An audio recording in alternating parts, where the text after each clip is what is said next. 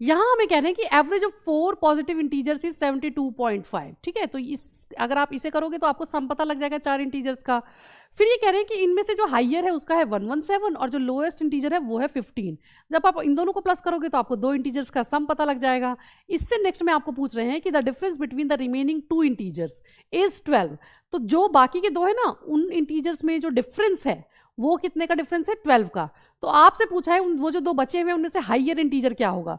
तो मैं अगर मान लेती हूं कि हाइयर इंटीजर जो इन दोनों में से है ना वो है x, तो लोअर क्या होगा, क्योंकि हाइयर वाला उससे 12 ज्यादा है तो लोअर के लिए हमें उसमें से 12 माइनस करना पड़ेगा, ठीक है। तो पहले तो हम इन 4 को जोड़ के देख लेते हैं कि 4 का सम अब कितना आ रहा है, जो कि आ रहा है 5 4 20, 4 2 0 एंड 1 29, यानी कि 290।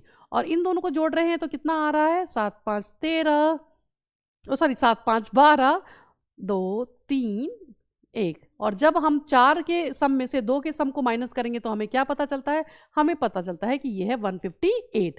अब 2 का सम अप आ रहा है 158, ठीक है। और हम कह रहे हैं कि ये जो 2 इंटीजर्स है ना वो क्या है, वो है ये। तो इन दोनों को जब हम सम करेंगे तो कितना आना चाहिए, 158। चलिए सॉल्व करते हैं। 2x minus 12 equal to 158, 2x equal to 158 plus 12, x equal to कितना हो जाएगा, ये हो जाएगा 170/2।